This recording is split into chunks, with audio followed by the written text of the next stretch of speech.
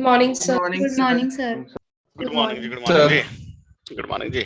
आओ जी, शुरू करते हैं फिर हम लोग। देखो बेटा, लास्ट क्लास में ना हम लोगों ने प्रॉपर्टीज ऑफ कूलम फोर्स पढ़ रहे थे ना, तो उसके अंदर हमने जो लास्ट प्रॉपर्टी डिस्कस की थी वो थी Coulomb's law in vector form.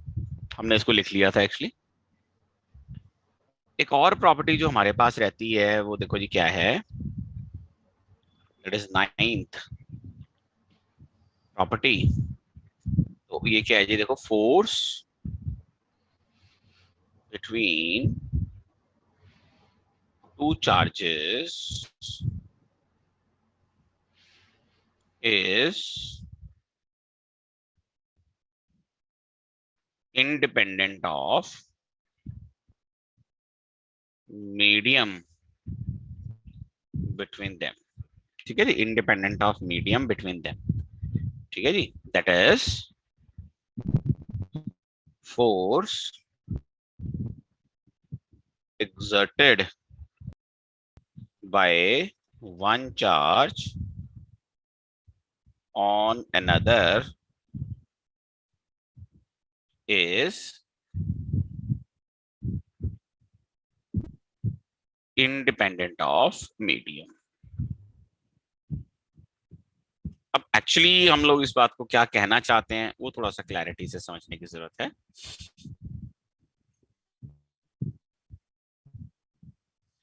मान लो आपके पास दो चार्जेस हैं, one is Q1, another one is Q2। Separation इनके बीच में क्या है बेटा जी, R है। अब यहाँ पे Q1 जो है वो Q2 पे एक फोर्स लगा रहा है, इसे हम क्या बोलेंगे, force on two due to one. और ये किसके बराबर है बेटा, देखो 1/4πε0 Q1 Q2 bye R square. और ये जो मेरी सिचुएशन है ये वैक्यूम में है एक्चुअली, जो ऊपर अभी ये डायग्राम हमने बनाया है this is in vacuum actually. अगर इन पार्टिकल्स को मीडियम में ले जाए मान लो, तो इन्हीं चार्ज पार्टिकल्स को किसी मीडियम के अंदर हम लोग ले जाएं, है ना, जैसे मान लो हमने इनको क्या किया जी, पानी में भर दिया जी एक्चुअली, देख रहे हो, like this, so they are placed in a medium actually like this। ये देखो जी, मीडियम में रख दिया मैंने एक्चुअली। ऊपर क्या था हमारे पास, टोटली वैक्यूम था यहाँ पे, ठीक है जी, दिस वाज वैक्यूम। और ये मान लो कोई मीडियम है, कुछ भी हो सकता है, पानी, ऑयल, एनीथिंग एक्चुअली। पर अब ध्यान से देखो, जो F21 है ना बेटा, वो अभी भी उतनी है, मतलब Q1 Q2 पे कितनी फोर्स लगाएगा, वो उतनी ही है जितनी वो पहले थी। लेकिन होगा ये कि यहाँ पे ना Q2 और Q1 की वजह से इंडक्शन हो जाएगी मीडियम के अंदर। क्या हो जाएगी जी, हाँ भाई, इंडक्शन।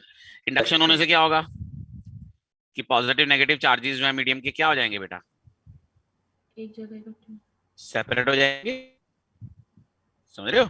तो इस तरह से नेगेटिव और पॉजिटिव चार्जेस सेपरेट हो जाएंगे बेटा, देखो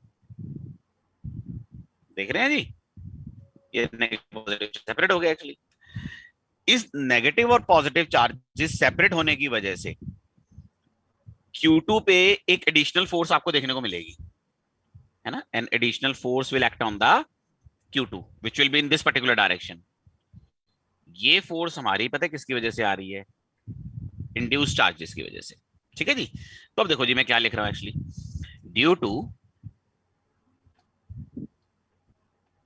इंडक्शन, ठीक है जी, caused by Q1 and Q2, negative and positive charges will induce in the medium, will induce in the medium। These induced charges exerts additional force on Q1 and Q2, है ना, additional force on Q1 and Q2। Due to this net force experienced by Q1 and Q2 will change. अब ना ये देखा जाए ना तो थोड़ा सा क्या रादर एक अच्छा खासा इंपॉर्टेंट पॉइंट है एक्चुअली। होता पता है क्या है, देखो बुक्स में ना ये सारी चीजों को इग्नोर कर देते हैं और वो सिंपली ये कह देते हैं कि जो Q2 चार्ज के ऊपर फोर्स लग रही है वो चेंज हो जाएगी एक्चुअली। पर पॉइंट ये है कि वो चेंज क्यों हुई, और मतलब क्या Q1 जो Q2 पे फोर्स लगा रहा था वो वाली फोर्स चेंज हुई या टोटल फोर्स चेंज हुई। तो Q1 जो Q2 पे फोर्स लगा रहा है क्या वो चेंज हो रही है कि नहीं हो रही, बताओ। नहीं। वो नो नहीं हो रही सर। ना। मीडियम में इंडक्शन होने की वजह से एडिशनल चार्जेस आ गए जिन्होंने एडिशनल फोर्स लगा दी। Q1 तो Q2 पे अभी भी उतनी फोर्स ही लगा रहा है, पर डेफिनेटली Q2 पे जो नेट फोर्स है वो जरूर चेंज होगी। आप सोच के देखो ना, जब वैक्यूम था यहाँ पे तो Q2 पे नेट फोर्स ही क्या थी, F21। लेकिन अब Q2 पे नेट फोर्स क्या होगी, F21 माइनस F इंड्यूस। तो यहाँ पे आप एक चीज देख सकते हो ना कि अब यहाँ पे जो नेट फोर्स है किसके बराबर होगी, F21 माइनस F इंड्यूस्ड। और इसमें कोई डिनायल नहीं है कि ये F21 से कम है। बोल सकते हैं बात को या नहीं बोल सकते, F21 से तो कम ही है ना एक्चुअली, यस सर। है ना जी। तो ये मेरे पास क्या है, नेट फोर्स ऑन Q2। तो ना इसमें ना क्या होता है कि कई बारी क्वेश्चंस में ना थोड़ा सा ट्रिक किया होता है। अगर मैं आपसे ये पूछूं कि व्हाट इज द फोर्स मतलब whether the force exerted by Q1 on Q2 will change with medium, answer will be no. Q1 जो Q2 पे फोर्स लगा रहा है वो तो उतनी रहेगी मीडियम हो या ना हो। अगर मैं आपसे ये पूछूं weather the force experienced bye Q2 will change with medium, तो आंसर क्या आएगा, yes sir. Yes. Answer will B yes. बस समझ रहे हो ना, मतलब थोड़ा सा फर्क है एक्चुअली। अगर मैं आपसे पूछता हूँ कि Q1 जो Q पे फोर्स लगा रहा है क्या वो बदलेगी, आंसर आएगा नो। अगर मैं कहूँ Q2 जो एक्सपीरियंस कर रहा है वो बदल जाएगी, वो तो बदल जाएगी क्योंकि मीडियम के अंदर वो एक और फोर्स एक्सपीरियंस करनी शुरू कर देगा इंडक्शन की वजह से।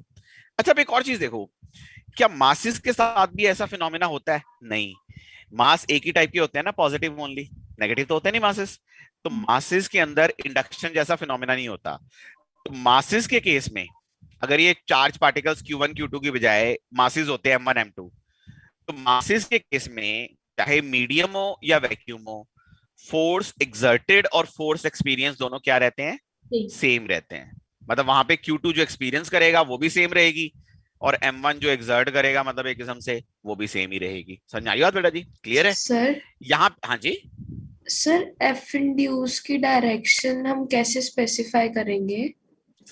नॉर्मली हमने कल डिस्कस किया था ना कि जो इंडक्शन चार्जेस होते हैं उनकी वजह से अट्रैक्टिव टाइप की फोर्स आती है एक्चुअली, तो उसके हिसाब से हम डिफाइन कर लेते हैं। या आप इसको एक थोड़ा सा ना और तरीके से भी समझ सकते हो। आप एक चीज देखो, यहाँ पे ये नेगेटिव चार्जेस आए हुए हैं, यस सर।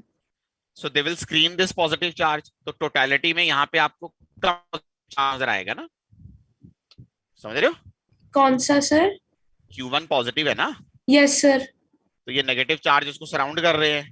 तो यस सर। ओवरऑल यहाँ पे आप ये बोल सकते हो ना, Q1 is being screened by negative charges, hence Q1 का जो नेट पॉजिटिव चार्ज है वो इसको कम नजर आएगा, है ना। Yes sir. सिमिलरली Q2 का भी नेट पॉजिटिव चार्ज कम हो गया, यस सर। तो इसका मतलब आपस की फोर्स भी कम हो जानी चाहिए नेट में। यस अगर सर। चार्जेस कम होंगे तो फोर्स भी तो कम होएगी ना। Yes sir. तो इसका मतलब इंड्यूस्ड फोर्स F21 के अपोजिट ही आनी चाहिए ना, ताकि नेट फोर्स कम हो जाए, है ना। Okay sir. ठीक है ना। Yes sir. अब यहाँ पे एक और चीज देखो, फॉर यूनिफॉर्म, वैसे तो होमोजीनियस का मतलब भी वही होता है, होमोजीनियस एंड इनफाइनाइट मीडियम। यानी ये जो हमने मीडियम में चार्जेस को डुबोया है ना, मान लो ये मीडियम इन्फिनिटी तक फैला हुआ है और यूनिफॉर्म है, मतलब प्रॉपर्टीज वाइज, मतलब उसकी प्रॉपर्टीज हर डायरेक्शन में सेम है जैसे। उस केस में क्या हो जाता है बेटा कि जो ये नेट फोर्स है ना आपकी, ये पता है किसके बराबर हो जाती है, जो फोर्स पहले लग रही थी डिवाइड बाय के। के यहाँ पे पता है क्या हो जाता है बेटा आपके पास, के इज डाइलेक्ट्रिक कांस्टेंट।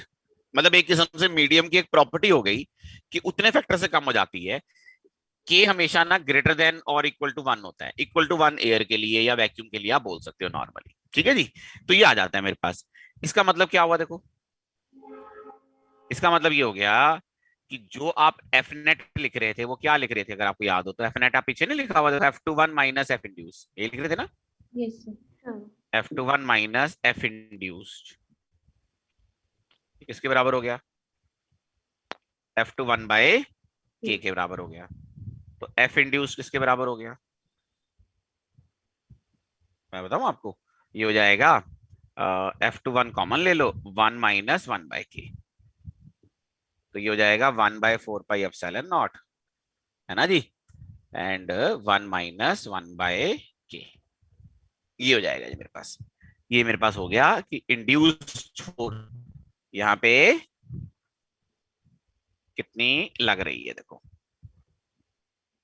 ये इंड्यूस्ड फोर्स का एक्सप्रेशन। हालांकि इसका कुछ खास हमने लेना देना होता नहीं है एक्चुअली, ये हमारे लिए ज्यादा इंपॉर्टेंट है ये वाला एक्सप्रेशन, ठीक है जी। एक और चीज देखो, we can define dielectric constant as, तो के को पता है कैसे डिफाइन किया जा सकता है, अपसेलन बाय अपसेलन नॉट, है ना जी, और इसी को लिखा जाता है अपसेलन आर। यहाँ पे किन चीजों के क्या मतलब है वो पहले लिख देता हूं। अपसेलन का मतलब होता है परमिटिविटी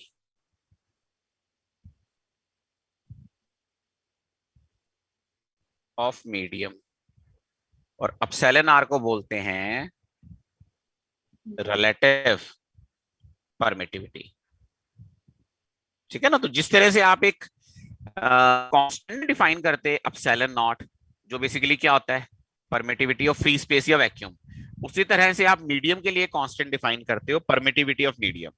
तो परमिटिविटी ऑफ मीडियम और परमिटिविटी ऑफ स्पेस दोनों की जो रेशियो होती है उसको रिलेटिव परमिटिविटी भी बोल देते हैं और डाइलेक्ट्रिक कांस्टेंट भी बोल देते हैं। अब एक और चीज देखो बड़ी इंटरेस्टिंगली, आपने ऊपर जो नेट फोर्स लिखी थी मीडियम में वो क्या लिखी थी बेटा, देखो F21 बाय के, क्या इसको ऐसे भी लिख सकते हैं, देखो F21 क्या है 1/4 पाई एप्सिलॉन नॉट, फिर के आ गया, साथ में क्या आ गया Q1 Q2 by are square. क्या यहाँ पे के एप्सिलॉन नॉट को ध्यान से देखना, के एप्सिलॉन नॉट को आप एप्सिलॉन लिख सकते हैं, लिख सकते हैं, ये आ गया जी actually. So we got this particular expression for net force on a charge in medium. Medium में उसके ऊपर नेट फोर्स कितनी लगेगी एक्चुअली। अच्छा यहाँ पे ना एक्चुअली एक चीज जो मैं थोड़ा सा क्लैरिफाई करना चाहूंगा, एक्चुअली होता क्या है कि बुक्स में ना कई बार ये जो टॉपिक होता है, टॉपिक तो नहीं होता है, एक पॉइंट की फॉर्म में होता है कि जैसे प्रॉपर्टीज में लिखते हैं ना, तो वो पता है क्या बोलते हैं कि force between the charges in the medium is given by, क्या बोल देते हैं, force between the charges in the medium is given by, और सीधा ही एक्सप्रेशन लिख देते हैं उठा के। वो थोड़ा सा ना गलत हो जाता है या कंफ्यूजिंग हो जाता है, क्योंकि बच्चे को क्या लगता है, बच्चे को तो यही लगेगा ना पढ़ के कि मीडियम के साथ फोर्स बिटवीन द चार्जेस क्या हो जाती है, चेंज हो जाती है। जबकि देखा जाए तो चार्जेस के बीच का फोर्स नहीं चेंज हुआ, इंडक्शन की वजह से क्या हुआ, एडिशनल फोर्स आ गया, और नेट फोर्स जो वो चार्ज एक्सपीरियंस कर रहा था वो क्या हो गया, चेंज हो गया एक्चुअली। देखो किसी को अगर आपको डिटेल में ना समझाना हो, लेमन लैंग्वेज में समझाना हो, फिर तो ठीक है, आप बोल दो ना कि भैया देखो वैक्यूम में ये 1/4 pi epsilon not Q1 Q2 by are square है ना, मीडियम में क्या आएगा, एप्सिलॉन नॉट की जगह क्या आ जाएगा, एप्सिलॉन आ जाएगा, यही बोलोगे ना आप किसी को, है ना, जिसको आप नहीं समझाना चाहते। पर उसमें क्या होता है कि न्यूमेरिकली तो फर्क नहीं पड़ता, क्योंकि न्यूमेरिकल क्वेश्चंस आप करोगे तब आप नेट फोर्स निकालोगे और इसी फॉर्मूले से निकालोगे, वो दैट्स ऑल ओके। नॉर्मली फर्क पता है कब पड़ जाता है एक्चुअली, जब कोई आपको कंसेप्चुअली फंसा लेता है। जैसे अगर मैं आपसे क्वेश्चन भी पूछूंगा कि Q1 Q2 पे जो फोर्स एक्सर्ट कर रहा है वो कितनी होगी, तो मीडियम हो या ना हो वो तो force 1/4 pi epsilon not Q1 Q2 by are square ही होगी। और अगर मैं आपसे ये पूछ लूं कि Q2 जो फोर्स एक्सपीरियंस कर रहा है वो क्या आएगी, वो फिर 1/4 pi epsilon Q1 Q2 by are square होगी। तो मतलब वो ना एक फर्क पड़ जाता है कंसेप्चुअली, और कई क्वेश्चंस गलत भी हो जाते हैं उस वजह से, अगर आपको ना पता हो। ये क्लियर होगा सबको मीडियम का क्या इफेक्ट होता है एक्चुअली। हमने नेट फोर्स का एक्सप्रेशन निकाल लिया, इंड्यूस्ड फोर्स कितनी लगेगी उसका एक्सप्रेशन निकाल लिया, डाइलेक्ट्रिक कांस्टेंट, रिलेटिव परमिटिविटी ये डिफाइन कर लिया एक्चुअली। बहुत ज्यादा क्वेश्चंस होते नहीं वैसे इसके, बट लेकिन जितने भी होंगे वो क्लैरिटी से ही होंगे सॉल्व। तो अब देखो हमने कूलम्स लॉ की ना जितनी प्रॉपर्टीज हमने डिस्कस करनी थी वो तो कर ली, यही प्रॉपर्टीज होती हैं सारी। अब ना कूलम्स लॉ के हमें करने हैं जी क्वेश्चंस। सर हाँ जी। सर लास्ट स्लाइड पे जो आपने एफ इंड्यूस्ड का फॉर्मूला लिखा था, हाँ जी। उसमें sir Q1 Q2 by r square missing हो गया, हाँ मिसिंग हो गया मेरे ख्याल से। हाँ यार ये तो वन मिसिंग बाई ही हो फोर गया। By epsilon not. अच्छा F21 में मैंने 1/4 पे एप्सिलॉन नॉट तो लिख दिया। हाँ भाई ये ठीक करो यार, ये देखो यार Q1 Q2 by are square तो पूरा ही मिस हो गया। हाँ यहाँ करो जी ठीक है, ये देखो यहाँ पे ना 1/4 पे एप्सिलॉन नॉट लिख के छोड़ दिया, Q1 स्क्वायर तो लिखा ही नहीं F21 की जगह। हाँ, यहाँ नीचे तो लिखा हुआ है, ऊपर नहीं लिखा। कर लो भी कर लो, ठीक कर लो बेटा इसको, वेरी गुड। टू। सर हाँ जी। सर परमिटिविटी एक्चुअली होती क्या है? परमिटिविटी होती क्या है? डेफिनेशन तो ये होती है, it is a property of material which allow मतलब विच रिस्ट्रिक्ट या परमिट्स द मतलब a particular number of field lines to pass through a medium. ये डेफिनेशन होती है। हाँ जी। ओके कितने नंबर ऑफ फील्ड लाइंस जो हैं किसी मीडियम से पास कर सकती हैं उसको परमिटिविटी बोलते हैं। अब ये क्या समझ में आया इसमें? कुछ भी नहीं है ना, कुछ भी नहीं समझ में आया ना। देखो मतलब मेरे को डेफिनेशन लिखवाने में मेरे को कुछ नहीं है, मैं तो लिखवा दूंगा, पर अगर मैं समझा नहीं सकता ना इसलिए मैं लिखवाता भी नहीं हूँ एक्चुअली, है ना। मेरा एक बहुत सिंपल फंडा थिंग है एक्चुअली। अगर अगर इफ आई कांट एक्सप्लेन तो मैं बात ही नहीं करूंगा उसके बारे में ना एक्चुअली, क्योंकि पॉइंट ही नहीं है ना एक्चुअली। अगर मैं समझा नहीं सकता इस स्टेज पे तुम लोगों को तो उसके बारे में बात करके फायदा क्या एक्चुअली। ये ना एक्चुअली परमिटिविटी जो होता है ना, होता है एक्चुअली हमारे सिलेबस में ही नहीं होता, मैं फ्रैंकली बताऊं आपको, पर इस तरह से होता है क्योंकि अब सेलन नॉट में आ जाता है परमिटिविटी। तो बहुत डिटेल में समझने के लिए ना हमें मैटर की जो इलेक्ट्रिकल प्रॉपर्टीज होती हैं, आपने +1 में पढ़ी थी ना, mechanical properties of matter, thermal properties of matter. +2 में टॉपिक्स होते हैं magnetic properties of matter, electric properties of matter. पर इलेक्ट्रिक प्रॉपर्टीज ऑफ मैटर वाला टॉपिक हमारे सिलेबस में नहीं होता, मैग्नेटिक प्रॉपर्टीज वाला होता है। So we are lucky in that sense. तो जब हम मैग्नेटिज्म पढ़ेंगे ना उसमें मैं आपको मैग्नेटिक प्रॉपर्टीज ऑफ मैटर पढ़ाऊंगा। वहां पे हम जब मैग्नेटिक प्रॉपर्टीज पढ़ेंगे ना वो इलेक्ट्रिक प्रॉपर्टीज के एनालोगस होती हैं, मतलब इलेक्ट्रिक बिहेवियर भी काफी हद तक वैसे ही होता है। तो वहां पे मैं आपको समझा पाऊंगा एक्चुअली कि परमिटिविटी क्या होती है। अच्छा वहां पे भी एक ऐसी ऐसी क्वांटिटी आती है जैसे ये इसको बोलते हैं इलेक्ट्रिक परमिटिविटी, वहां पे मैग्नेटिक आती है। तो मतलब वो भी सिमिलैरिटी हो जाती है वहां पे, उस टर्म को तो समझेंगे, ये साथ में समझ में आ जाएगी। थोड़ा सा समझ में आएगा, हम डायलेक्ट्रिक्स पढ़ते हैं कैपेसिटर्स के अंदर तब समझ में आएगा बेटा, थोड़ा ज्यादा डिटेल में। डायलेक्ट्रिक्स में फिर भी समझ में आ जाएगा, अभी तो बहुत शुरुआत है ना, परमिटिविटी को इतनी शुरुआत में समझ पाना थोड़ा मुश्किल है अभी। तो फिलहाल आप ये मान लो कि मेरी बात सुनो, डेंसिटी है ना मीडियम की, वो एक प्रॉपर्टी होती है। विस्कोसिटी एक प्रॉपर्टी होती है, सरफेस टेंशन एक प्रॉपर्टी होती है ना, यस सर। है ना। एक्सपेंशन कोएफिशिएंट एक प्रॉपर्टी होती है ना। तो इसी तरह से परमिटिविटी भी एक प्रॉपर्टी होती है जो इलेक्ट्रिक बिहेवियर डिसाइड करती है किसी मीडियम का। ओके बस सर। आप इसको थोड़ा सा ऐसे ले लो, जिस मीडियम में के की वैल्यू ज्यादा होगी उसमें इंडक्शन भी ज्यादा आएगी। चलो मैं आपको एक चीज बताता हूँ, तुम्हें पता है पानी का के कितना होता है? यहीं पे लिख लेते हैं, कोई बात नहीं, है ना। है 1 पानी का के 81 और वाटर के की वैल्यू नियरली 81 है। पता आपको बात ये, ठीक है। Water is known as universal solvent. ये भी पता है यूनिवर्सल सॉल्वेंट बोलते हैं, थोड़ी केमिस्ट्री की लैंग्वेज है वैसे तो ये। Yes sir, yes sir. क्यों बोलते हैं यूनिवर्सल सॉल्वेंट? क्योंकि अपने अंदर हर चीज घोल लेते हैं। है मतलब उसके अंदर डिसॉल्व हो जाती है, हर चीज हो जाती है ना डिसॉल्व। आपको पता है डिसॉल्व कैसे हो जाती है उसके अंदर? क्योंकि उसका डाइलेक्ट्रिक कांस्टेंट इतना बड़ा है। अब आपको डाइलेक्ट्रिक कांस्टेंट इतना बड़ा होने से क्या होता है, आप ऐसे सोच के देखो, जैसे सॉल्ट ले लो, सोडियम क्लोराइड, सोडियम के ऊपर पॉजिटिव चार्ज होता है, क्लोरीन के ऊपर नेगेटिव चार्ज होता है, तो वो पॉजिटिव और नेगेटिव चार्ज एक दूसरे को अट्रैक्ट करके रखे हुए हैं और वो कंपाउंड की फॉर्म में है, NaCl की फॉर्म में। अब जब आप उस सॉल्ट को पानी में डालोगे बेटा, किसमें डालोगे सॉल्ट को, पानी में। अब आप सोच के देखो, ये मान लो Na है, ये मान लो Cl है, तो उनके बीच का फोर्स तो उतना ही है, पर पानी की वजह से ये जो इंड्यूस फोर्स आएगी उसकी वजह से नेट फोर्स काफी कम नहीं हो जाएगी या उतनी रहेगी? कम हो जाएगी सर। कम हो जाएगी। कितने के फैक्टर से कम हो जाएगी पानी के अंदर? 81। 81 के फैक्टर से। तो यानी कि वही सॉल्ट में जो सोडियम और क्लोराइड का बॉन्ड है, जो एयर में मान लो 100 न्यूटन के बराबर स्ट्रॉन्ग था, पानी में वो 100/81 रह जाएगा ना एक किस्म से। तो that will become very weak in the water. तो जब वो वाटर के अंदर इतना वीक हो जाएगा तो उसको बड़े आराम से तोड़ा जा सकता है ना, क्यों भाई? तो इस करके अगर वो टूट जाएगा तो Na अलग हो जाएगा, Cl अलग हो जाएगा, तो उसी को तो हम लोग कहेंगे ना डिसॉल्व हो गया। आप सोच के देखो ना, डिसॉल्व होने का मतलब क्या होता है कि कोई भी आप सब्सटेंस डाल रहे हो, उसके अपने बॉन्ड्स अगर टूट जाएंगे तभी तो डिसॉल्व होएगा ना वो वाटर के अंदर। तो यानी पानी का डाइलेक्ट्रिक कांस्टेंट इतना ज्यादा है कि ज्यादातर मटेरियल्स या मॉलिक्यूल्स जब आप डालते हो उसके अंदर, तो उन मॉलिक्यूल्स के बॉन्ड स्ट्रेंथ को वो 81 के फैक्टर से कम कर देता है, जिस वजह से उन मॉलिक्यूल्स को तोड़ पाना आपके लिए आसान हो जाता है और वो डिसॉल्व हो जाते हैं एक्चुअली। सभी नहीं हो पाते ना, आप जैसे लकड़ी डाल दोगे पानी के अंदर तो थोड़ी ना डिसॉल्व हो जाएगी एक्चुअली, क्यों भाई? क्या हो जाती है? नहीं होता। नहीं हो पाती है ना, लकड़ी नहीं हो पाएगी एक्चुअली, क्योंकि उसकी उसकी स्ट्रेंथ बहुत ज्यादा है।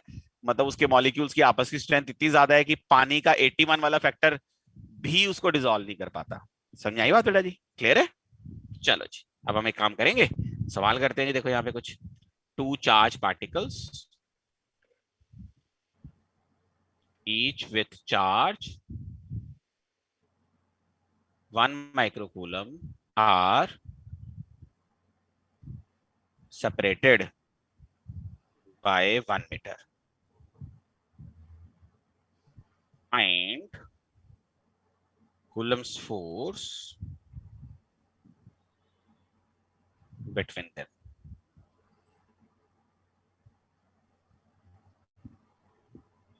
Find Coulomb's force between them.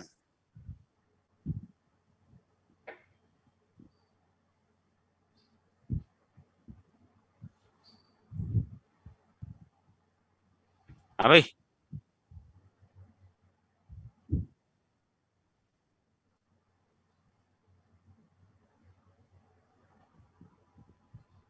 ठीक बोल रहा बच्चा, ये ठीक बोल रहा है। Sir 9 into 10 raised to power -3। हाँ, और गुरु जी ये जो माइक्रो कूलम है, इनको कूलम में भी तो कन्वर्ट करना था। Yes, sir, 9 into 10 raised to power -3। हाँ, तो कन्वर्ट तो करना था ना। के की वैल्यू तो ठीक है 9 × 10⁻⁹, पर ये तो माइक्रो कूलम है ना, 10⁻⁻⁶, फिर 10⁻⁻⁶ और नीचे आ गया 1 का स्क्वायर। तो मैंने कैलकुलेशन तो टफ नहीं रखी, बट लेकिन वो कन्वर्जन तो करना था ना। तो 9 मिली न्यूटन हो गया एक किस्म से, है ना। तो इन दो चार्जेस के बीच का जो फोर्स है दैट इज 9 मिली न्यूटन। समझ में आया बेटा जी? क्लियर है सबको ये वाला क्वेश्चन? क्वेश्चन नंबर 2 देखो फिर।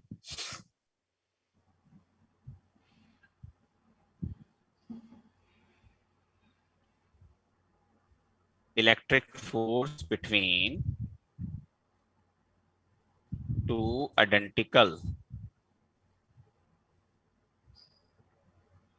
charges separated by some distance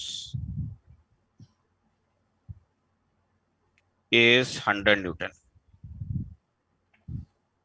Now 40% of charge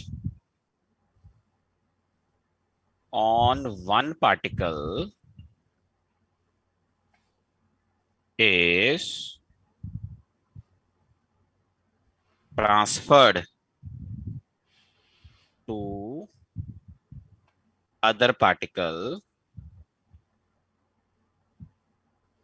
Find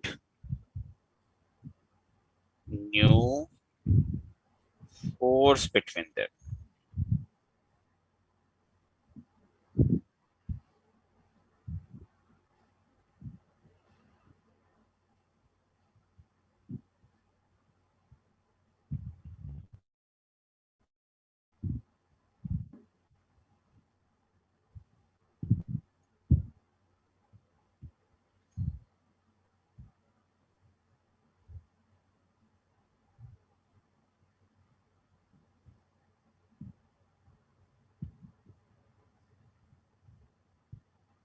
बोलो जी।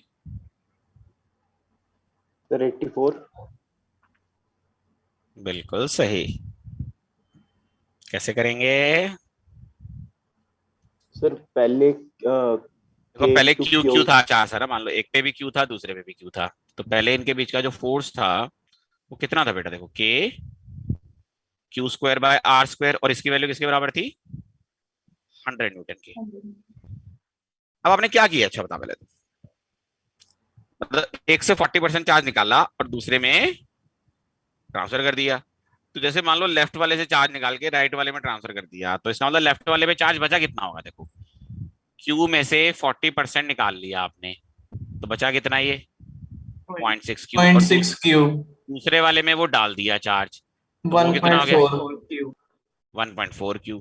तो अब आपकी जो यहाँ पे नई वाली फोर्स आएगी वो क्या आएगी? देखो k 0.6 q 1.4 q divide by are square, तो ये किस्म से मेरे पास आ जाएगी 0.84 k Q square by are square. तो ये किसके बराबर आ जाएगी? देखो 0.84 इंटू 100, तो डेफिनेटली इट इज 84 न्यूटन, है ना भाई? किसके बराबर हो गई? 84 न्यूटन की। समझ में आ गया सबको ये वाला? क्लियर है जी? थर्ड क्वेश्चन देखो फिर। थर्ड क्वेश्चन क्या है जी? Actually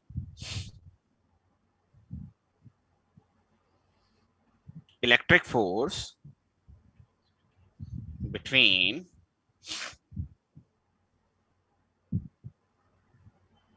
two identical charges separated by some distance is F. ठीक है जी? Now charge on each particle is increased by 2% and separation between them is decreased by 0.5%. Find percentage change in the force between them. तो उनके बीच में जो force लग रहा है उसके बीच का परसेंटेज चेंज निकालो।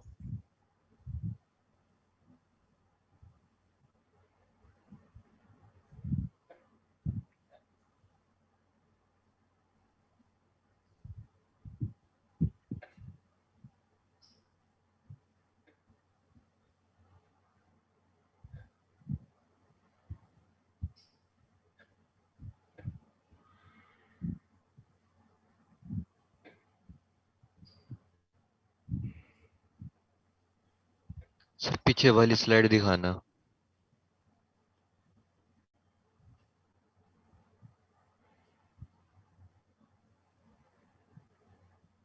हाँ भाई, अभी कितना आया बोलो यार।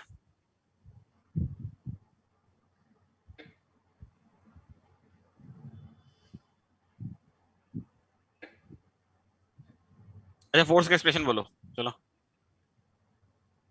क्या आएगा फोर्स का एक्सप्रेशन?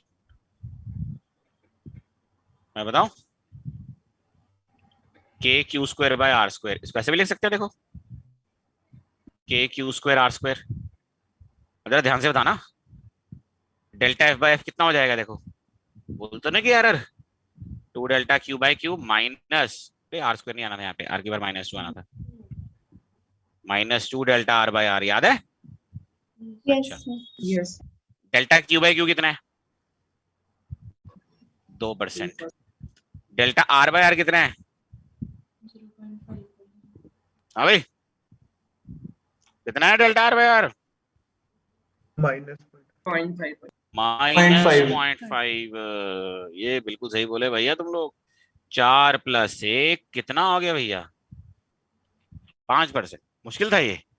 कहाँ था मुश्किल यार, ये तो आसान सा लग रहा है मेरे को तो। क्यों भाई? बशर्ते अगर हमारे को याद हो एरर वाला कंसेप्ट, अगर वो भूल गए हैं फिर तो मुश्किल क्या, फिर तो ये इम्पॉसिबल था। ठीक है भाई, समझ में आई बात ये? चलो जी अगला सवाल करेंगे जी हम लोग। Question number 4।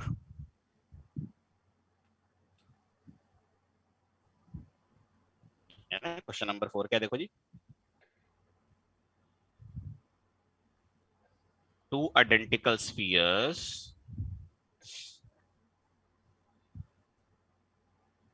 each having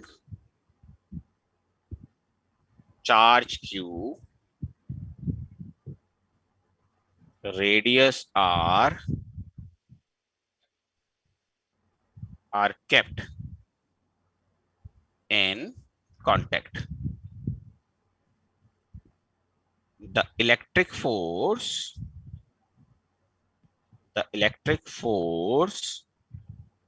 between them is proportional to r की power n. Find n.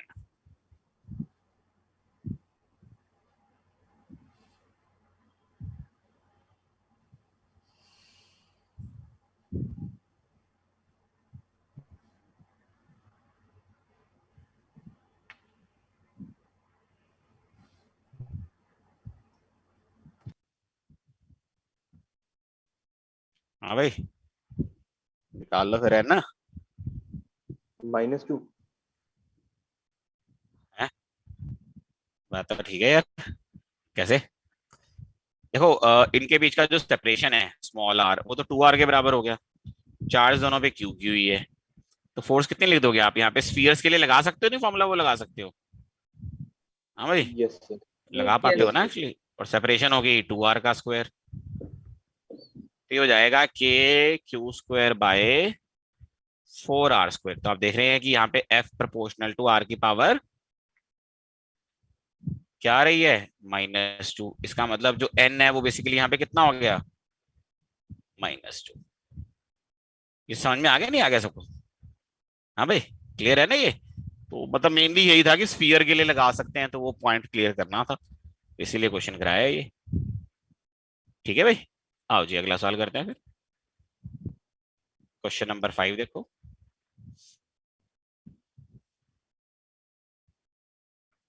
Two metal spheres,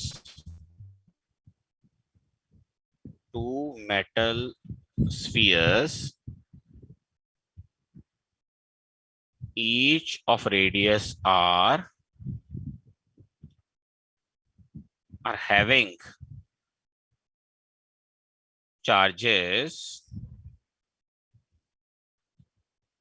q and -q। ठीक है जी। They are separated by distance r and force between them is F। ठीक है जी। Now a third identical conducting sphere, ठीक है जी, is now brought in contact first with positive sphere, then with negative sphere। ठीक है जी, first with negative positive sphere then with negative sphere. ठीक है जी। यहाँ पे जो मैंने ये थर्ड आइडेंटिकल कंडक्टिंग स्फीयर लिखा है ना, ये आइडेंटिकल के साथ साथ यहाँ पे न्यूट्रल वर्ड भी लिख लो, क्योंकि तीसरा स्फीयर हमारा न्यूट्रल है एक्चुअली। ठीक है जी। find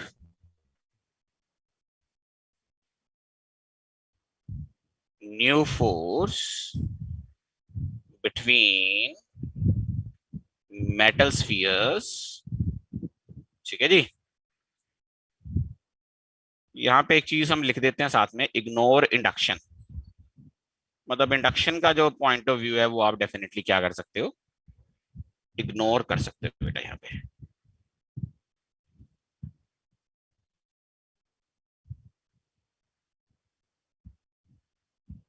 ignore induction.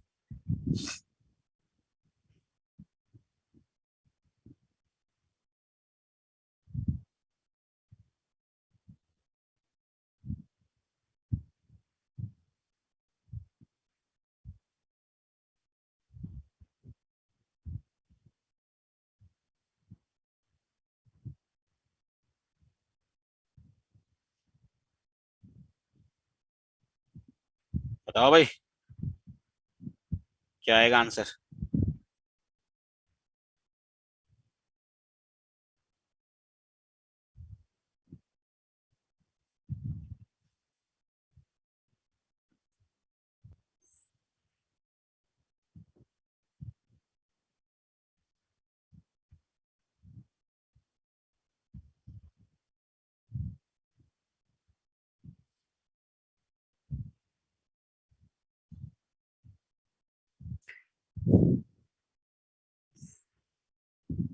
मैं बताऊं देखो बेटा, इनिशियली फोर्स कितनी थी इनमें ये बता दो।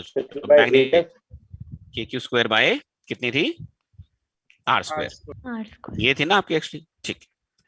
फिर आपने क्या किया, अच्छा बताओ मुझे। ए के साथ किसी और स्फीयर को कांटेक्ट में लेके आए। मान लो वो जो दूसरा स्फीयर था वो सी था, ये सी है और ये ए है। ए पे चार्ज कितना था, अच्छा बताओ। क्यू था। क्यों?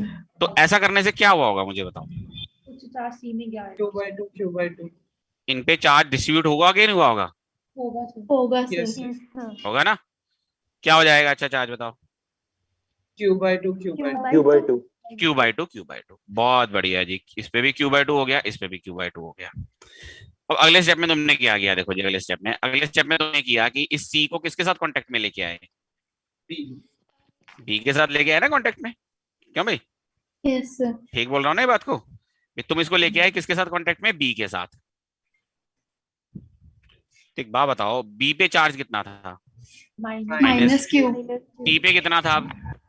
Q/2 ये तुम्हारा फर्स्ट स्टेप था, ये तुम्हारा सेकंड स्टेप है ना फिर। हाँ भाई, तो क्या बताओ इन पे नेट चार्ज कितना हुआ फिर। माइनस क्यू और Q/2 किया तो नेट कितना हो गया, माइनस Q/2 वो डिवाइड हो जाएगा। तो यानी बी पे फाइनली कितना रह गया, माइनस Q/4। Minus Q/4। यही हो गया ना एक्चुअली। अब एक चीज सोच के देखो कि वही ए और बी स्फीयर्स हैं तुम्हारे। कौन से स्फीयर्स हैं, ए और बी। उतनी ही सेपरेशन है, बट अब फर्क क्या है इनमें, चार्जेस कितने हो गए इनके ऊपर। ए पे कितना रह गया, Q/2 और इस पे माइनस Q/4। Minus Q/4। तो अब इनके बीच का फोर्स कितना हो जाएगा, बताओ फिर। फोर्स हो जाएगा के Q/2 divided by are square. ये नई फोर्स होगी ना इनके बीच की। तो आप देखोगे 8 का फैक्टर आ गया ना, बाकी तो वही है। तो नई फोर्स कितनी होगी, 1/8 ऑफ इनिशियल फोर्स। हाँ भाई समझ में आई बात या नहीं समझ में आई है, क्लियर है भाई। Q/4 कैसे था? ये Q/4 ही तो है, मतलब समझाया नहीं, मतलब आप कह रहे माइनस है क्यों नहीं लिखा, ये कह रहे हो आप। नहीं सर, ये जो आपने सेकंड बनाया 1 से। यहाँ पे टोटल चार्ज कितना है, इन दोनों को ऐड करेंगे तो कितना आएगा, माइनस Q/2 नहीं आएगा। Yes sir. फिर दोनों में इक्वली डिवाइड होएगा तो Q/2 अगर इक्वली डिवाइड हो तो कितना होता है, ठीक है सर। Q/4 ऑन ईच, है ना। Okay sir. आएगा समझ में, हाँ जी। ठीक है जी ठीक है। क्वेश्चन नंबर 6 देखो जी।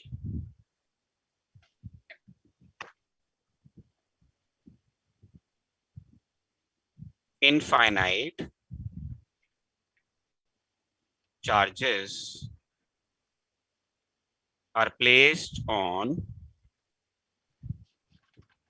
x-axis as shown. Find net force on the charge at origin.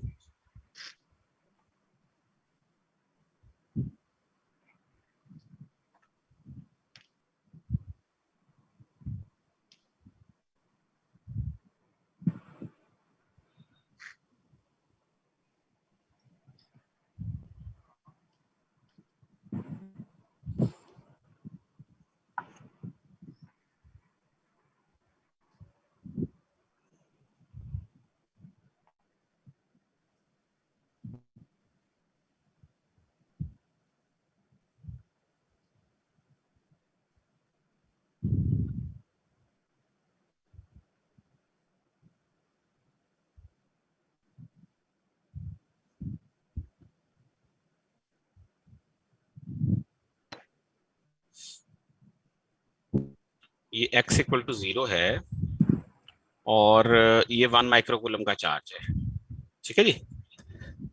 ये भी 1 माइक्रोकूलम का चार्ज है और ये x इक्वल टू 1 मीटर पे है। उससे अगले वाला जो है वो भी 1 माइक्रोकूलम का चार्ज है, वो x इक्वल टू 2 मीटर पे है। फिर 1 माइक्रोकूलम का चार्ज है, x इक्वल टू 4 मीटर पे है। फिर 1 माइक्रोकूलम का चार्ज है, x इक्वल टू 8 मीटर पे है, एंड सो ऑन एक्चुअली।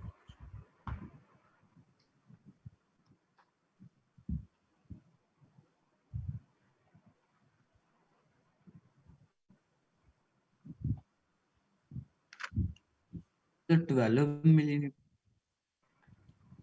हाँ जी, ठीक है जी।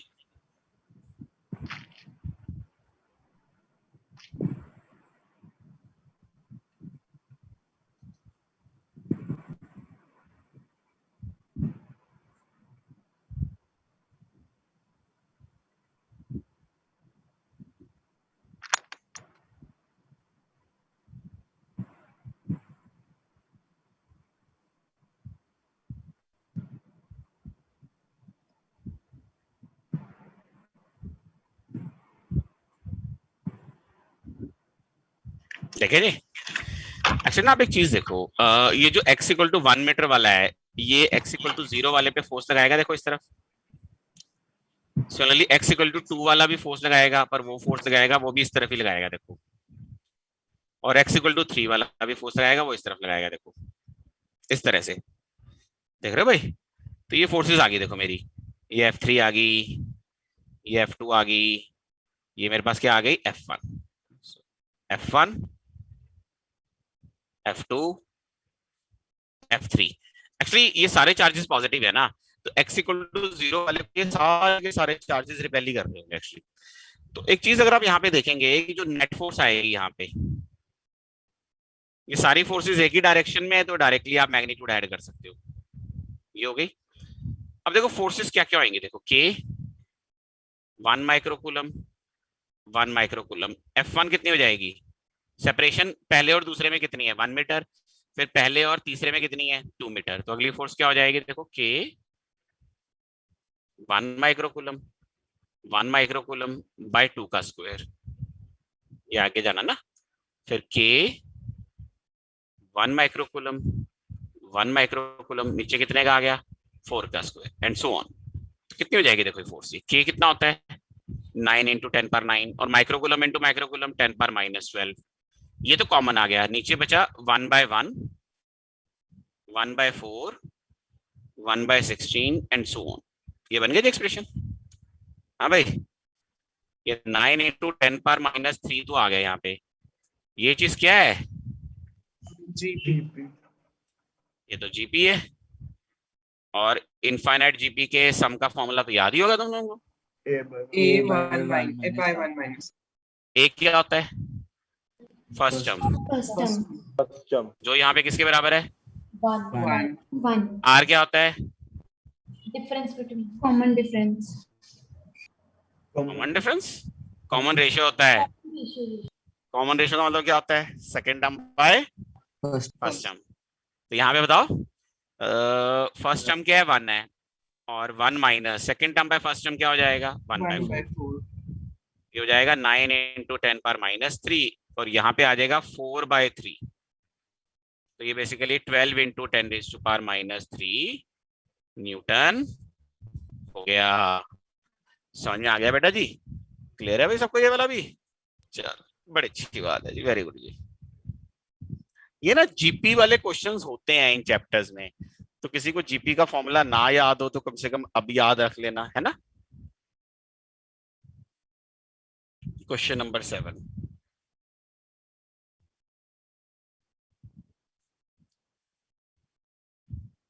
three charges are placed on axis as shown, है ना। Three charges are placed on x-axis as shown. Find the ratio for equilibrium, है ना। Find the ratio for equilibrium.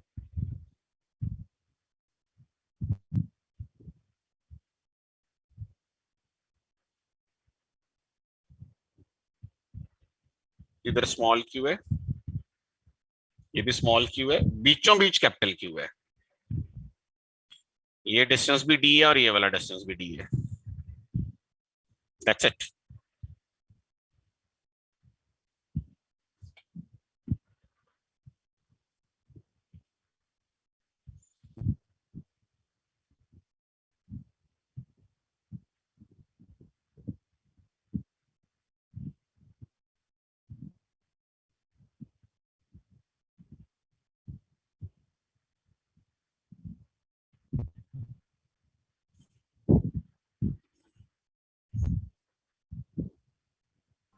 Sir 1/4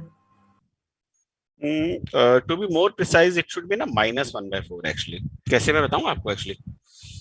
आप एक चीज समझो, ये जो बीच वाला चार्ज है ना, ये तो इक्विलिब्रियम में रहेगा ही रहेगा, क्योंकि ये स्मॉल क्यू जितनी फोर्स इस पे लगाएगा, ये उस पे ये वाला चार्ज लगाएगा, तो फिर ये बीच वाला तो इक्विलिब्रियम में रहेगा। मेन इक्विलिब्रियम इसका देखना है आपने एक्चुअली।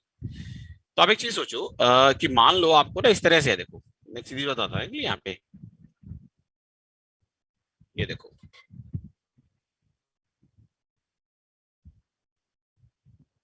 ये देखो जी, मान लो ये स्मॉल क्यू ना इस वाले स्मॉल क्यू पे इधर को फोर्स लगा रहा है, ठीक है जी। और कैपिटल क्यू भी जो है वो बेसिकली उस तरफ ही लगा रहा है, और हम ये चाहते हैं कि नेट फोर्स 0। हालांकि ऑब्वियसली ऐसे 0 नहीं हो सकती, तो हमें एक चीज तो पता ही है कि भी स्मॉल क्यू या कैपिटल क्यू में से किसी एक को नेगेटिव होना पड़ेगा। तो मान लो ये फोर्स है F1, ये फोर्स है F2। तो यहां पे हम क्या लिखेंगे, for equilibrium F1 plus F2 क्या हो जाने चाहिए, 0 हो जाने चाहिए। अब F1 कितना आएगा जरा ध्यान से देखो, KQ²/2D का होल स्क्वायर, और F2 कितना आएगा, K capital Q small q by D²। ये हो गया जी 0। तो अगर आप यहाँ पे देखेंगे K कट गया, देखो मेरा यहाँ से स्मॉल q भी चला गया, और फॉर दैट मैटर D भी चला जाएगा यहाँ से। तो बचेगा क्या, देखो जी आपके पास Q/4 plus capital Q is 0। So Q is equals to minus Q/4 is minus Q। इसका मतलब capital Q by small q किसके बराबर हो गया, -1/4 के। समझ आएगा बेटा जी। अच्छा, जैसे ना मैं एक चीज बताता हूँ कि नॉर्मली होता क्या है कि कई बार बच्चे ना ऐसे कहते हैं कि ये थोड़ा अजीब सा लगता है उनको, थोड़ा है भी अजीब सा। उनको लगता है यार दोनों फोर्सेस एक ही डायरेक्शन में थी और उनको ऐड करके 0 कर दिया। एक्चुअली मैंने प्रॉपर वेक्टर का इस्तेमाल किया कि फोर्सेस जिस मर्जी डायरेक्शन में हो वो अपने आप ही ऐड होके 0 होना चाहिए। और लास्ट में मुझे पता भी चल रहा है कि ये अनलाइक चार्जेस होने चाहिए, यानी कैपिटल क्यू और स्मॉल क्यू यहाँ पे एक पॉजिटिव है तो दूसरा क्या होना चाहिए, नेगेटिव होना चाहिए। कई बार बच्चा खुद से सोचता है कि F1 इधर को आ रही है तो F2 उल्टी डायरेक्शन में होनी चाहिए। बात तो ठीक है, F2 किस तरफ होनी चाहिए, उल्टी डायरेक्शन में। तो बच्चा इधर ले लेता है F2, फिर F1 को F2 के बराबर रख देता है, उसकी रेशो पॉजिटिव में आ जाएगी। एक्चुअली उसकी रेशो पॉजिटिव में नहीं आई है चार्जेस की, उसने पहले से ही ये कंसीडर कर लिया कि एक पॉजिटिव होगा एक नेगेटिव होगा, उसने पहले से ही डायरेक्शंस को उस तरह से डिफाइन कर लिया। तो वो जो रेशो फाइनली उसे मिल रही है वो चार्जेस की रेशो मिल रही है या चार्जेस के मैग्नीट्यूड्स की रेशो मिल रही है, ये बताओ जी। चार्जेस के मैग्नीट्यूड का रेशो मिल रहा है। बात समझ आया। यहाँ पे मैंने डायरेक्शंस को जैसे दिख रहा है वैसे ड्रॉ करके और मेरे को प्रॉपर चार्जेस का रेशो मिल गया, ठीक है। चलो जी एक और सवाल करते हैं, क्वेश्चन नंबर 8 देखो।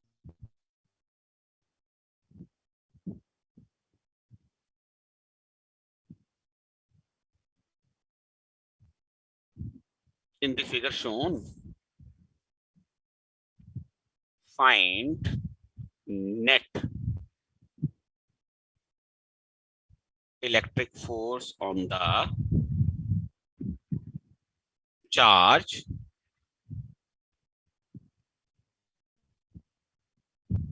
placed at A. भाई, the net electric force on the charge placed at A.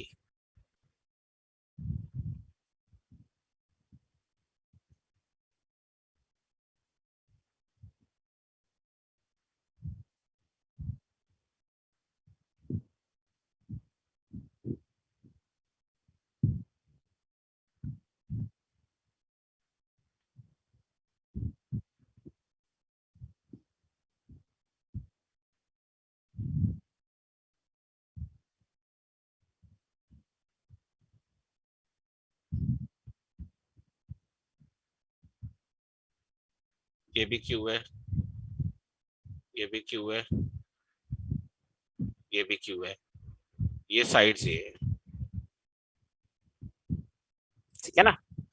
ये वाला ए है, A, this is B, this is C. ये है जी हमारा डायग्राम।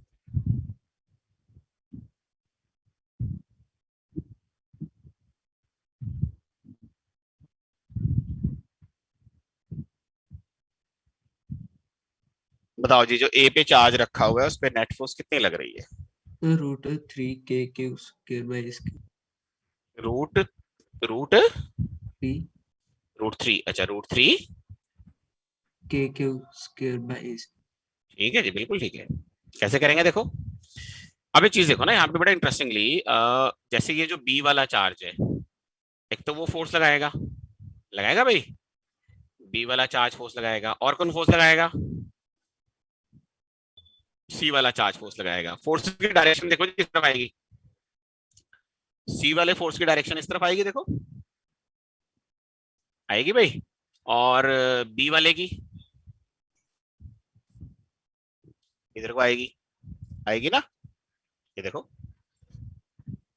क्या ये कहना ठीक है कि बी वाला जितनी फोर्स लगाएगा मैग्नीट्यूड में, सी वाला भी उतनी लगाएगा? बोल सकते हैं? Yes sir. Product of charge same है, सेपरेशन सेम है, तो फोर्स भी सेम है। ये एंगल कितना है इनके फोर्सेस के बीच में? 60 डिग्री। तो आप यहाँ पे क्या बोलोगे कि जो यहाँ पे फोर्स F लग रही है, ये मैग्नीट्यूड में KQ square by A square है, यही बोलोगे ना आप एक्चुअली। बड़ी अच्छी बात है। तो नेट फोर्स का फॉर्मूला क्या हो जाएगा? दो वेक्टर्स में A square plus B square plus 2AB cos of angle between them, यही नहीं हो जाएगा भाई? तो कितना हो जाएगा देखो भैया, ये 2F square plus 2F square cos 60 degree क्या हो गया, हाफ हुआ ना। ये हो गया देखो, किसके बराबर हो जाएगा? 3F स्क्वायर का रूट, क्योंकि 2 से 2 तो कट गया, तो किसके बराबर आ गया देखो, रूट 3F आ गया जी, रूट 3F। तो कितना हो गया बेटा, देख यहाँ से, रूट 3F कितना हो गया, KQ square by A square, है ना। So this is root 3 KQ square by A square. समझ में आ गया बेटा सबको ये वाला? इसमें देखो वेक्टर एडिशन करनी बहुत जरूरी होती है ना एक्चुअली। आओ जी, क्वेश्चन नंबर 9 देखे।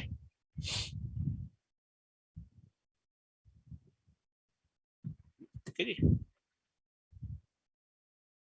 इन द फिगर शोन,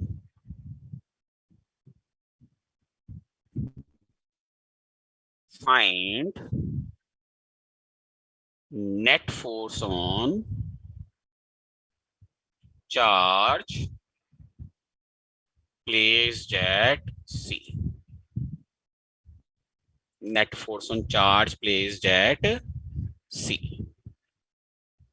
ये ना माइनस क्यू है बी वाला चार्ज, बाकी सब कुछ पिछले उसके जैसा ही है, ठीक है। बस ये है कि जो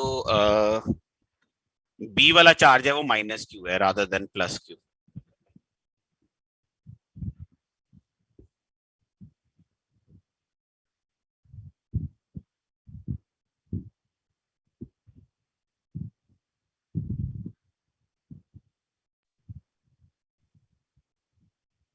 सर के क्यू स्क्वायर बाय स्क्वायर हाँ जी, के क्यू स्क्वायर बाय स्क्वायर के Q square by, A square. अच्छा जी।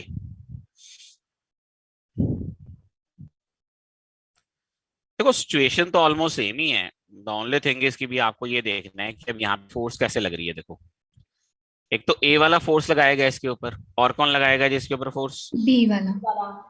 बी वाला फोर्स लगाएगा। ए वाला फोर्स किधर को लगाएगा जी? हाँ भाई, नीचे की तरफ से किधर को लगाएगा ए वाला फोर्स? नीचे। इधर को जाएगी ना, देखो यहाँ पे इस तरफ जाएगी ना, ये यस सर। हमें जानी चाहिए। और बी वाले की फोर्स अट्रैक्टिव। अट्रैक्टिव, इस तरफ होनी चाहिए फोर्स। तो इसका मतलब ये हो गया कि ये फोर्स आ गई इधर को, ये बी वाले की वजह से आई है ना, एफ बी की वजह से। और ये मेरी जो आई है वो ए की वजह से आई है। क्या मैग्नीट्यूड में ये दोनों फोर्सेस बराबर होंगी? ये बताओ पहले तो। यस होंगे तो है एक्चुअली। रादर अगर आप देखेंगे तो एफ यहाँ पे भी तो K Q square by A square ही है दोनों के लिए। इनके बीच का ये एंगल कितना हो गया भाई? 120 डिग्री। 120 डिग्री। तो नेट फोर्स कितनी हो जाएगी देखो भाई, है ना, कितनी हो जाएगी देखो? Net force F square plus F square 2f square cos 120 degree. Cos 120 degree minus 1/2 नहीं होता? Yes sir. Yes sir. तो ये 2f स्क्वायर और ये -/2 हो गया ना बेटा, देख। तो फिर यहाँ पे तो f ही बचा खाली, क्या भाई? तो f तो फिर वही है के Q square by A square. A square, है ना। तो दिस इज के Q square by A square. समझ में आ गया सबको ये वाला? ठीक है, एक और करते हैं फिर। Question number 10। क्वेश्चन नंबर 10 है जी हमारा।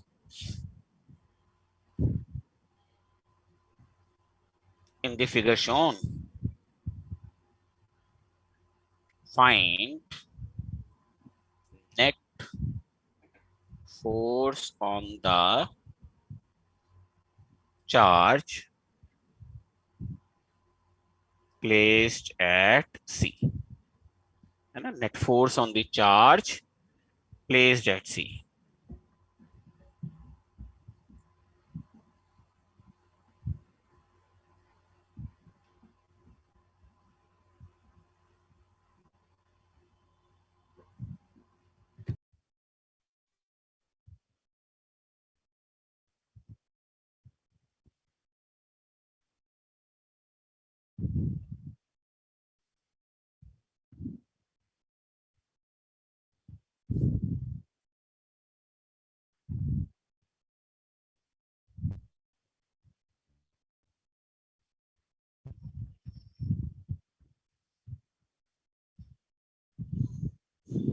एक स्क्वायर है जिसकी साइड ए है, ठीक है जी।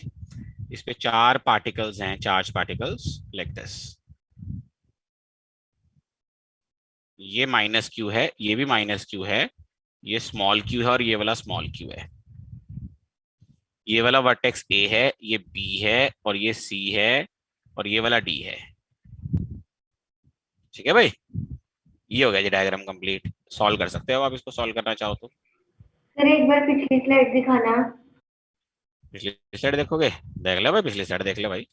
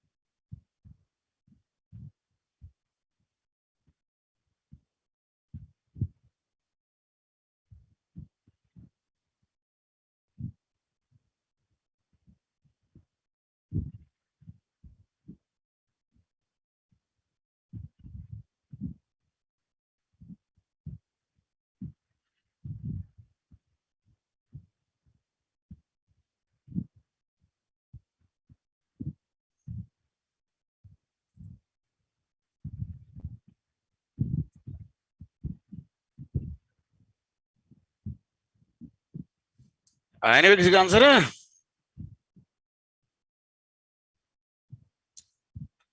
हाँ भाई Prabhu ji. Sir root k small q by a square into capital Q minus root 2 small q। चलो बड़ा सा आंसर आ रहा है इसका मतलब, है भाई? यस। कोई बात नहीं जी, बड़े बड़े आंसर भी आते ही होते हैं, उसमें क्या बड़ी बात है।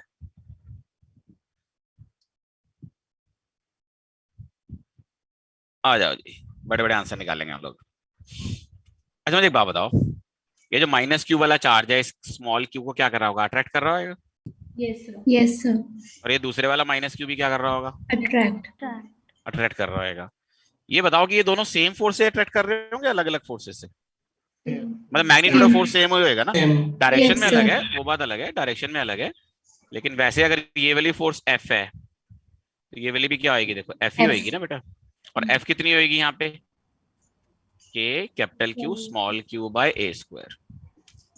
अब मुझे एक और चीज बताओ कि ये जो स्मॉल क्यू है ये इस कैपिटल क्यू को क्या कर रहा है? रिपेल, स्मॉल क्यू को रिपेल कर रहा है ना बेटा? ये नहीं कर रहा है? Yes, sir. कर रहा है जी रिपेल या नहीं कर रहा है? कर रहा है। देखो रिपेल तो किस तरफ को रिपेल कर रहा है? नीचे की तरफ। है भाई, नीचे की Away. तरफ। अवे मतलब ये ऐसे जा रही होगी ना रिपल्स की, यस इधर को जा रही होगी ना। Yes, ये बताओ sir. इनके बीच का डिस्टेंस कितना है? ये रूट 2 है। रूट 2 है या ए रूट 2। तो ये जो फोर्स यहाँ पे आएगी ये वाली है ना, जिसको आप नॉर्मली लाल रंग से दिखाना चाहेंगे, ये वाली जो फोर्स आपके पास आएगी ये कितनी आएगी बोलो?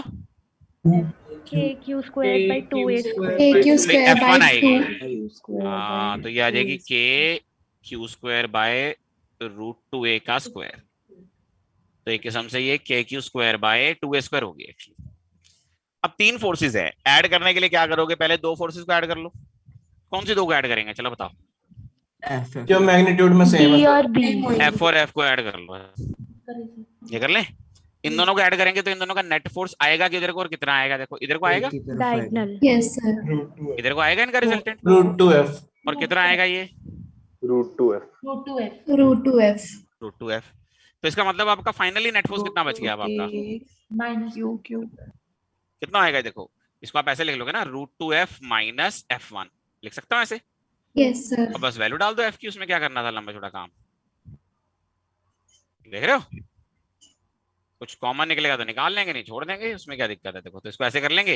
देखो k कॉमन ले लो, q कॉमन ले लो, a स्क्वायर कॉमन ले लो। अंदर क्या बचा है? देखो यहाँ पे एक तो रूट 2q बन गया और यहाँ पे क्या बचा जी? q bye 2। मेरे ख्याल से 2 भी कॉमन ले लेते ना तो और बढ़िया हो जाता। देखो 2 कॉमन ले लेते तो ये 2 रूट 2 आ जाता है यहाँ पे, और यहाँ पे स्मॉल q आ जाता। ये आ गया भाई, ये तुम्हारी नेट फोर्स आ गई। देखो यहाँ पे आई बात समझ में? Yes, sir. ठीक है। एक्चुअली ना अगर आप देखोगे ये जितने भी क्वेश्चंस मैंने अभी आज आपको कराए हैं ना कूलम्स लॉ के, ये क्वेश्चंस ना मोर और लेस क्वेश्चंस थोड़े उसी तरह के होते हैं जैसे ग्रेविटेशन में भी होते हैं। बस फर्क सिर्फ इतना है कि ग्रेविटेशन जो फोर्स होती है ना वो सिंपली अट्रैक्टिव होती है, ओनली अट्रैक्टिव, नो रिपल्सिव। यहाँ पे फोर्सेस क्या होती हैं? Repulsive और अट्रैक्टिव भी होती हैं attractive. और रिपल्सिव भी होती हैं, दोनों होती हैं एक्चुअली फोर्सेस। तो ये सारे क्वेश्चंस ना ऑलमोस्ट वैसे ही हैं, सारे के सारे, इसमें कोई फर्क नहीं है एक्चुअली। लेकिन कूलम्स लॉ में कुछ ऐसे क्वेश्चंस भी एग्जिस्ट करते हैं जो वहां पे एग्जिस्ट नहीं करते। यहाँ पे ना कुछ क्वेश्चंस पेंडुलम टाइप के होते हैं जो यूनिकली यहीं पे एग्जिस्ट करते हैं। और इसमें कोई हैरानी की बात नहीं है कि फाइनल एग्जाम्स में भी जब भी कूलम्स लॉ से क्वेश्चन आता है वो ज्यादातर पेंडुलम वाला क्वेश्चन ही आता है। ज्यादातर वो क्वेश्चन कौन सा आता है? पेंडुलम वाला। मतलब वैसे तो ये होता है कि हर साल तो नहीं आता कूलम्स लॉ से क्वेश्चन, बट 2-3 साल में कभी एक बार तो आ ही जाता होता है कूलम्स लॉ से, और मोस्टली वो पेंडुलम वाले क्वेश्चन आता है। तो वो पेंडुलम वाले क्वेश्चंस होते क्या हैं? होते तो बहुत सारे हैं, बट एक मैं आइडिया से आपको बता दूंगा अभी किस तरह से उनको, किस तरह की सिचुएशंस होती हैं पेंडुलम वाले क्वेश्चंस के साथ। तो वो हम लोग फिर ऑब्वियसली आज का टाइम हो गया, अभी कूलम्स लॉ के क्वेश्चंस पूरे नहीं हुए हैं। आप वैसे करना चाहो तो कर लेना, है ना? कल छुट्टी तो नहीं तुम्हारी है? पता नहीं सर। पता नहीं है तो कल छुट्टी नहीं हुई फिर तो चलो कोई बात नहीं, फिर तो एक काम करेंगे कि हम तो करा ही देंगे, फिर जब छुट्टी होगी तब आप ज्यादा प्रैक्टिस कर पाओगे ना। छुट्टी होगी तो फिर कूलम्स लॉ वाले आप कर लेना, और उसमें पेंडुलम वाले टाइप के क्वेश्चन छोड़ देना, बाकी कर लेना। पेंडुलम वाले क्वेश्चन ज्यादा होंगे भी नहीं ऑब्जेक्टिव बुक में, मे बी 4-5 क्वेश्चंस होंगे टोटलिटी में, तो वो आप छोड़ सकते हो, बाकी आप सारे कर सकते हो एक्चुअली। समझ में आई बात बेटा? हाँ जी। आरपीएस 3 कूलम्स लॉ वाली है, अटेम्प्ट कर लेना अगर उसमें पेंडुलम वाले क्वेश्चंस ना हो तो है नहीं एक्चुअली। तो अगर होंगे तो फिर कर लेना, आप कोई दिक्कत नहीं है उसमें, नो प्रॉब्लम, है ना? हाँ, कोई दिक्कत नहीं है, आप कर लेना, उसमें कोई चक्कर नहीं है एक्चुअली, ठीक है? तो वो कर सकते हो, आप अटेम्प्ट कर सकते हो। ऑब्जेक्टिव में से भी कूलम्स लॉ के काफी सारे क्वेश्चंस हैं, मुझे लगता है 40-45 क्वेश्चन ही होंगे शायद मिनिमम, तो उनमें से मैक्सिमम क्वेश्चन तो रहेंगे, मैक्सिमम क्वेश्चन इसी तरह के जिस तरह के हमने। स्लाइड्स दिखा दोगे? कौन सी स्लाइड देखनी बेटा? सर 8th और 9th क्वेश्चन वाली। ये 9th क्वेश्चन वाली देख ले बेटा, ये रही 9th क्वेश्चन, और ये है 8th क्वेश्चन, ठीक है ना? Thank you sir. ठीक है जी, कर दो सर फिर बंद। हाँ जी। सर एक सिनॉप्सिस में सर क्वार्क्स के बारे में बताया हुआ था, वो बता दो सर। एक्चुअली ना प्रोटॉन्स और न्यूट्रॉन्स के अंदर भी पार्टिकल्स होते हैं, उनको क्वार्क्स बोलते हैं एक्चुअली, पर वो क्वार्क्स ना इंडिपेंडेंटली एग्जिस्ट नहीं करते, वो हमेशा ग्रुप में एग्जिस्ट करते हैं, तो इस करके उनके ऊपर जो चार्ज है उसकी कोई इंपॉर्टेंस नहीं है ना, ठीक है ना? जैसे मिनिमम चार्ज को डिवाइड किया हुआ, जैसे 1/3 या 2/3। हाँ नहीं होता है उनके ऊपर, पर ये ना उस तरह से है कि जैसे मैं आपको ये कह दूं कि किसी चीज के अंदर जो चार्ज, जैसे किसी चीज पे टोटल चार्ज है E, पर उसके अंदर पार्टिकल्स हैं, उन पे चार्ज है 2/3E, 2/3E माइनस 1/3E, जोड़ के वो E आ जाता है एक्चुअली। पर पॉइंट ये है ना कि जैसे वो -1/3E है, क्या वो नेचर में एग्जिस्ट करेगा? वो कभी एग्जिस्ट ही नहीं करेगा, वो हमेशा ग्रुप में एग्जिस्ट करेगा, और ग्रुप का चार्ज कभी भी E से कम नहीं होएगा, मिनिमम E होएगा। बात समझ रहा नहीं समझ रहा? Yes sir. मतलब एक ऐसी चीज जो कभी इंडिपेंडेंटली एग्जिस्ट ही नहीं करेगी, होती है पर इंडिपेंडेंटली एग्जिस्ट नहीं करती, ग्रुप में एग्जिस्ट करती है, नेचर में एग्जिस्ट ही ग्रुप में करती है, और ग्रुप में ही उसके पास बेसिकली आपके पास क्या होएगा, चार्ज जो है वो E के मल्टीपल में होएगा, तो फिर हम यही बोलेंगे ना minimum charge that can be या that exist in the nature is E और मल्टीपल ऑफ E, है ना? यस। मतलब वो एग्जिस्ट करना चाहिए ना। अभी आपने बोल दिया कि भी देखो जी इतने हिस्से का, अब मान लो कि आप कह दो कि आधे इलेक्ट्रॉन का चार्ज E/2 है, बोल सकते हो नहीं बोल सकते हो? हाँ भाई, आप बोल सकते हो कि आधे इलेक्ट्रॉन के ऊपर चार्ज कितना होएगा?